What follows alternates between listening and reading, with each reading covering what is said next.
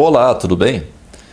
Eu já tive muitas crenças e adotei o pacote de crenças do Espiritismo durante 20 anos da minha vida. Perdi todas essas crenças quando me permiti duvidar e questionar. Sabendo disso, muitas pessoas me perguntam em que eu acredito agora. Já respondi algumas vezes, venho falando um pouco sobre isso ao longo do tempo, até porque esse não é exatamente meu objetivo, falar no que eu acredito. Mas pessoas perguntam no que eu acredito agora. E o comentário do Arnaldo Filho é um exemplo dessas perguntas que eu recebo. Ele pergunta assim: Morel, no que você crê? No que se agarra para enfrentar essa realidade dura em que estamos inseridos? Gostaria muito de aprender com você, desde já agradeço. O Arnaldo não vai aprender a crer comigo. Aprenderia, se ele estivesse disposto a isso, ele aprenderia quando eu era espírita. Quando eu era espírita, eu tinha bons argumentos e, mais do que isso, eu era sincero no que falava. O Arnaldo pergunta em que eu me agarro para enfrentar a dura realidade em que estamos inseridos. Eu não costumo achar essa realidade assim tão dura. É claro que a vida não é um mar de rosas, né? E você pode ter certeza de que eu conheço bem o significado da palavra problema. Já tive alguns, pode acreditar. Mas eu vejo a vida com bons olhos. Eu vejo a vida como uma aventura, né? E uma aventura dentro de mim mesmo. Um universo muito vasto, muito rico. Costumo dizer que até quando tá ruim, tá bom. Eu já tratei desse tema superficialmente, a verdade, né? Em linhas gerais, no vídeo chamado Finalmente a Verdade Será Revelada. Mas eu posso responder ao Arnaldo e a você que tem essa dúvida dizendo que eu acredito em Deus e que a vida tem um bom propósito. São essas as minhas duas crenças. Eu digo que acredito em Deus, mas o correto seria dizer que eu sinto Deus. Eu sinto Deus como a verdade, como a única verdade. Eu sinto Deus como o Um. O Um, né? E o Um é a realidade última. O Um, quando olha para si mesmo, se torna dois, pois ali já é o observador e o observado, né? E ao manifestar a si mesmo, ao exteriorizar de si mesmo, se torna três: o observador, o observado e o meio em que ele age. Isso é o básico do básico, mas além do Um, né, fora do Um, a partir daí já é tudo ilusão. Se eu olho para mim mesmo, se eu observo a mim mesmo, então eu não sou um, eu sou dois. Observe isso. Quando você está meditando, ou se você não tem a prática de meditar, mas se você está apenas olhando para dentro de si mesmo, o que você vê? Você vê você?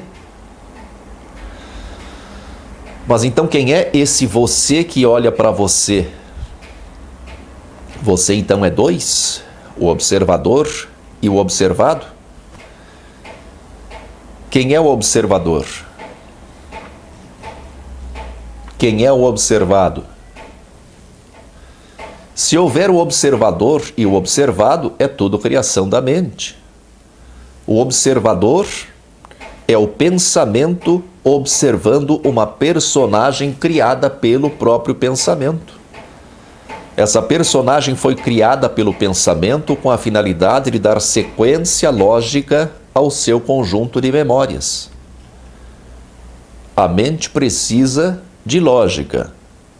A mente precisa sentir-se segura. Por isso nós temos a impressão de que existimos como seres individuais. Nossa mente organiza as nossas memórias de forma linear, para que as memórias criem sentido e deem a impressão de permanência, né? A mente tem muito medo de deixar de existir, então cria uma impressão de permanência. Mas isso talvez seja demais para esse momento. O Deus em que eu acredito é a realidade última das coisas, a consciência pura, a consciência que diz apenas eu sou. Se acrescentarmos um substantivo ou um adjetivo ao verbo, já não é Deus, já não é consciência pura, já é ali o princípio da manifestação do ego. Eu sou, e só isso. Se eu disser eu sou Morel, né, que é um substantivo, ou eu sou saudável, que é um adjetivo, já não é consciência pura, é manifestação do ego, é condicionamento do ego.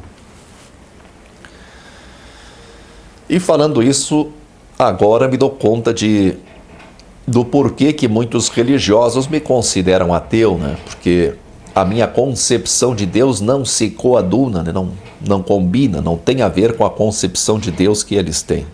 Aliás, eu só uso a palavra Deus para facilitar o diálogo, né? Para terem uma mínima ideia, uma ideia superficial que seja do que eu estou falando. Não acho que a solução dos nossos problemas seja a criação de neologismos, né? Como fez o Valdo Vieira quando saiu do Espiritismo. Ele manteve os mesmos conceitos, ele manteve as mesmas crenças espíritas, mas deu novos nomes para tudo. Por isso também eu não me atrevo, e nem acho que seja uma coisa saudável, qualificar os atributos de Deus.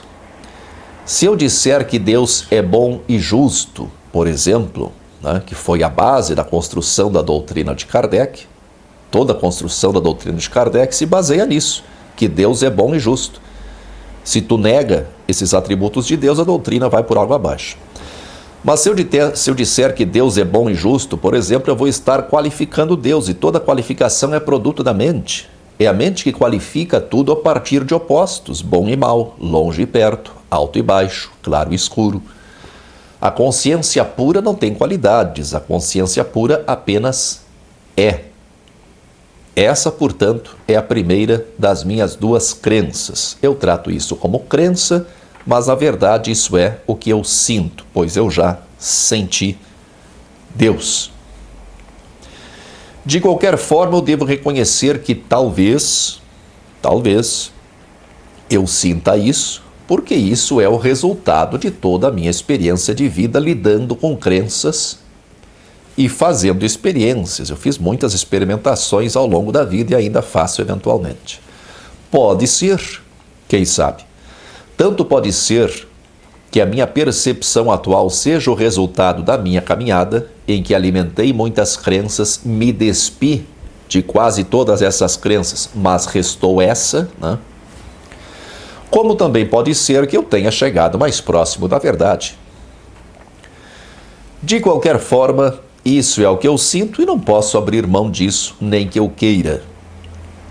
A minha concepção de Deus é presente na minha vida e não tem nada a ver com busca por sentido ou necessidade de conforto. Até porque a visão de Deus que eu tenho não é exatamente uma visão assim reconfortante. A minha segunda crença é que a vida tem um bom propósito, de que existe um bom propósito para a vida. Essa crença se baseia apenas na observação. Tudo o que tem vida tem como instinto mais básico a preservação da própria vida. Uma pessoa pode estar muito doente, já visitei pessoas assim em hospitais. A pessoa muito doente, sem grande expectativa de vida, sente dores, sente desconforto, mas quer continuar vivendo. Os animais que não têm consciência de que vão morrer fazem de tudo para preservar as próprias vidas.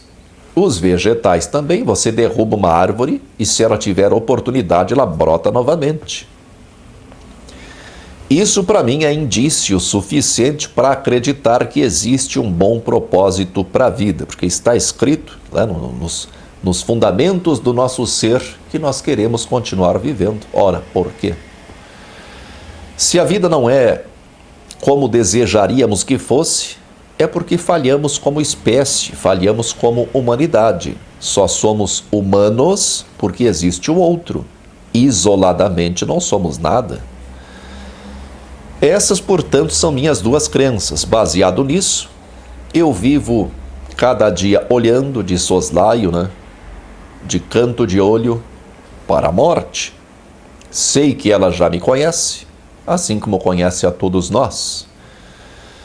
E se ela já me conhece, eu sei também que é questão de tempo para o encontro inevitável. E se por um lado eu desejo viver o máximo possível, para aproveitar essa aventura maravilhosa que se chama vida, por outro lado, tenho o desejo, mas um desejo paciente, de experimentar a aventura máxima da vida, que é justamente o término dela. Eu, quando chegar a hora, quero encarar La Señora Muerte com ternura e confiança e ver para onde, afinal de contas, ela pode me levar, né? Quem sabe no que é que vai dar esse último encontro? Se não me levar para lugar nenhum, ou seja, se tudo acabar, eu não saberei, pois não se pode testemunhar o que não existe. Se eu continuar de alguma forma, vou aceitar o que vier pela frente.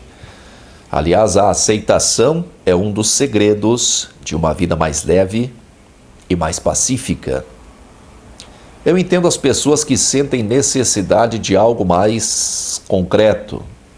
Não posso exigir que as pessoas pensem e sintam como eu, porque todos nós temos caminhadas diferentes, temos experiências e conhecimentos diferentes, mas eu posso garantir que vivo bem. Sinto muita gratidão pela vida e um prazer quase erótico em me perceber como parte do todo. De todas as manifestações possíveis, de todos os bilhões de seres humanos que já nasceram na Terra, eu sou um deles. E não tem ninguém igual a mim. Eu acho isso fantástico, maravilhoso. Às vezes gostamos tanto de alguma coisa que queremos compartilhar essa coisa com os outros, né? Por exemplo, um filme, né? Um filme muito bom, uma novela, um jogo de futebol. Isso pode ser melhor se pudermos assisti-los com alguém, para compartilhar das emoções, para trocar ideias. Essa necessidade de testemunha, alguém testemunhando aquilo junto conosco, essa necessidade de testemunha, essa vontade de que alguém experimente o mesmo que nós estamos experimentando, é um dos motivos que levam as pessoas a procurar um conjunto de crenças estabelecidas. Um pacote de crenças. O nosso mundo íntimo é solitário. Quando olhamos para o fundo de nós mesmos, percebemos que não somos nada. Pelo menos não no sentido a que estamos acostumados. Por isso a minha gratidão pela vida. Um ser tão insignificante como eu, parece até o Chico Xavier, né? Só não vou me chamar de verme. Mas perante o universo nós somos insignificantes, né? Então um ser tão insignificante como eu tem experimentado coisas tão maravilhosas. Muita força e paz para você.